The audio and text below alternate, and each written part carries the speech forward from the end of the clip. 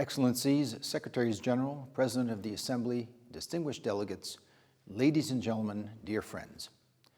Due to have taken place in April in the Principality of Monaco, the second IHO's Assembly, which brings us together today via video conference, is of particular importance.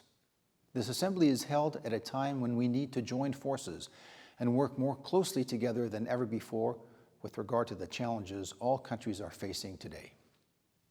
I'm happy to welcome you, even from a distance. Obviously, we would have all preferred to be physically present, but health constraints have led the IHO Secretariat to make the necessary adjustments for the success of this virtual session. As we all know, nearly 70% of our planet is covered by ocean. As such, the world is ever increasingly looking to this major portion of the planet for its resources, but also, fortunately, for its prosperity and its protection. This is the reason why conservation and sustainable use of the oceans, seas, and marine resources are now part of the common vernacular. To achieve the possibility of merging those two parameters in a reasonable way requires cooperation at local, national, regional, and global levels. Indeed, seas and oceans know no boundaries, as one flows into one another and each one is affected by the other. This is the reason why international agreed principles are required to balance national and regional interests. The age of multilateralism, which advocates greater political or economic cooperation among nations and people, is based on legal framework and international institutions to apply and further develop collective willingness. In contrast to the impression that one may garner from the daily news, such international cooperation has continuously grown in all fields, not least in the maritime domain. The achievements accomplished by the International Hydrographic Organization are a sign of the role and necessity of this lasting notion of multilateralism for technical consultations. The IHO was founded in this spirit almost 100 years ago, but it is just as relevant today as it was at the time of my great-great-grandfather, Prince Albert I, who invited the International Hydrographic Bureau, predecessor of the International Hydrographic Organization, to set up its headquarters here in Monaco in 1921, where it has remained ever since. In the beginning, the IHO's work focused on safety at sea. Thanks to this coordinated approach, navigational publications such as nautical charts and sailing directions used standardized cartographic symbols and expressions to display information identically wherever they originate from. This work and its developments over the years have successfully evolved into the digital era. In fact, while people often think of hydrography as a static discipline, with experts just making nautical charts, it is actually much more than that, as the oceans are changing because of weather, currents, and also natural events or alterations that affect the planet, such as seafloor spreading through volcanic activity. Hydrographic information is constantly evolving. As such, surveying and mapping the sea is a never-ending task.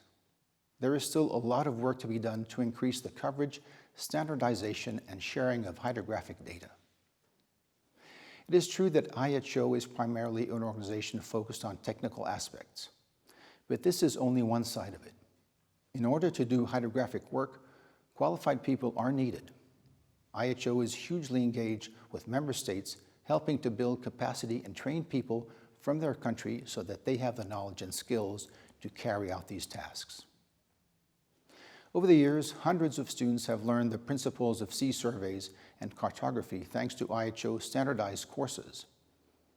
This coordinated approach has helped to create a global network of alumni with the capacity to carry out and carry on this important work within their countries. The JEPCO Alumni Team, which won the Shell Ocean Discovery X Prize last year, is a wonderful acknowledgement of the very high quality of the training offered through IHO and also the brilliant dedication of these young professionals. They represent our collective hope for the next generation who will face great challenges in terms of population growth, parallel to which there is a compelling need for a more sustainable use of natural resources. This will require improved collaboration as well as progress in technology. Fortunately, I'm happy to say that IHO is uniquely organized to support both these requirements in the area of hydrography.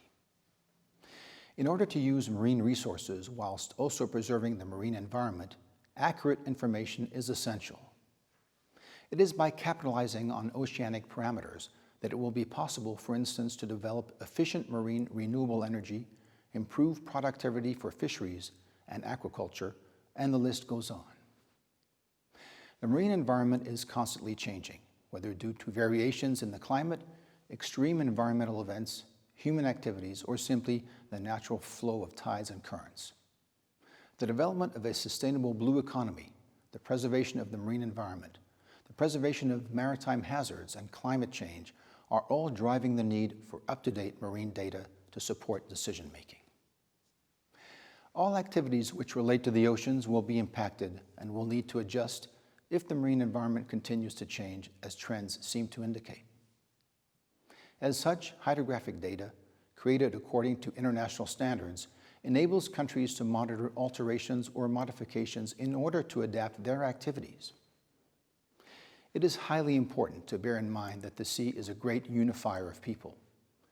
Not only does it link people who share the same resources, it also links their past and their future.